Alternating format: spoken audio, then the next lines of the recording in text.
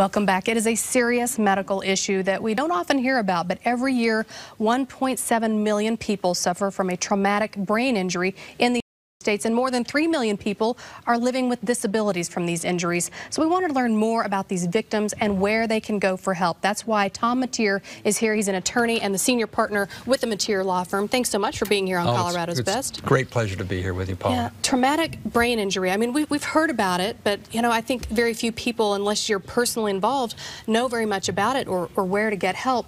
You personally have taken on this as a major mission in our community. Why? What's the history there with you? Well, over 20 years ago, I had a young woman by the name of Tracy come into my office. She was young and beautiful and looked perfectly fine, but she'd been in a car accident. It wasn't much of an accident.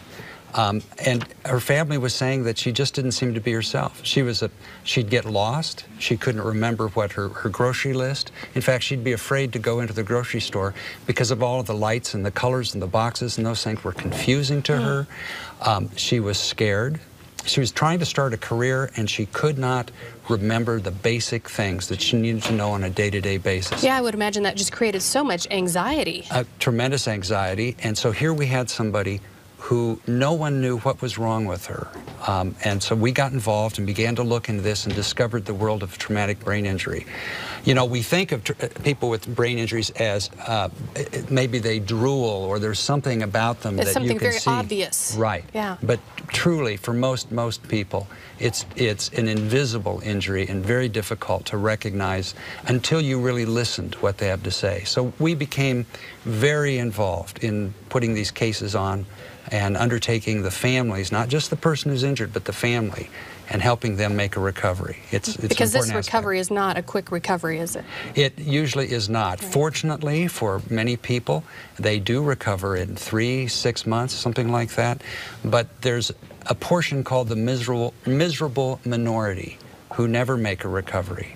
And it's hard to understand. Your loved ones don't even recognize, because they look normal, what's going on with them. You know, I think we hear a lot about with athletes, football players, rugby players, hockey players, they get the concussions and we think the brain injuries with them. Are the symptoms for the athletes similar to the ones that people have in accidents or other major things going on? They are, but think about this for a moment. The athletes are trained to take the collisions that they do. So physically, often they respond better. And sure, and they have the equipment too. And they have the equipment. An individual on a motorcycle or in a car or on a bicycle who goes down and gets hurt, their injuries are often more severe.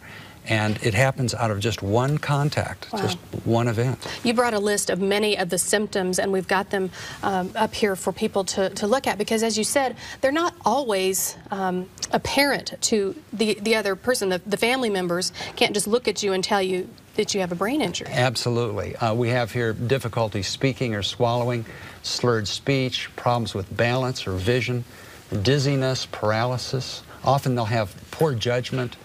Certainly, they'll have memory problems, which is a key difficulty, and then difficulty understanding or paying attention. Yeah. So an individual may appear to hear what you're saying, but their speed of processing of the brain is slowed down. Yeah. So you're saying the first sentence and they understand that, but by the time you get to the second sentence, they're still processing the first sentence. By the time you get to the third sentence, they're not even hearing you anymore. Now, when it comes to court cases that you're representing these people, and whether it's been an accident, a car accident, or something else, I mean, we have a lot of military personnel who are coming home. I mean, then they've got the brain injuries.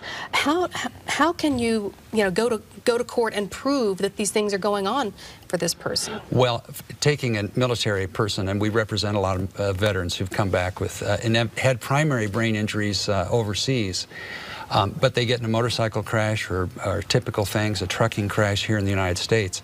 They already have a brain injury, and then we have to prove the second brain injury and how it's affected.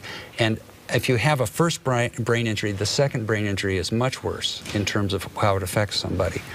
As far as what we do in the courtroom, we've had to learn to put on a very different type of case, because we need for the jurors and the judge to experience what it's like to have a brain injury. And so we've learned to put those things on in the courtroom with unique techniques. And now I'm in the process of teaching that around the country to other lawyers. So you really bring that message home not only to the judge but to the members of the jury, and just get them to the point where they get it. They understand what this person's going through. Yes, we all can feel another person's emotions if we understand and can have that experience ourselves.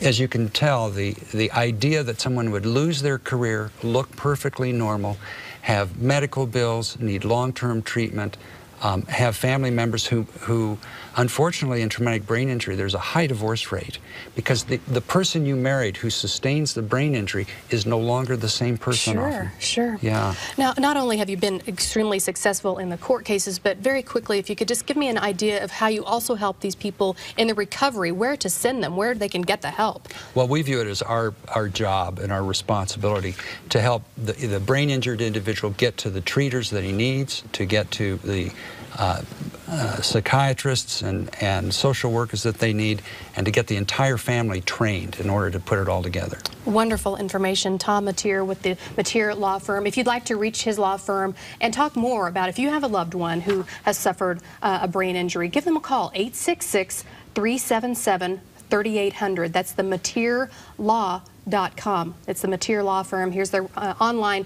Again, you can go to Metier, M-E-T-I-E-R, law.com. Thanks so much, Tom. Thank you.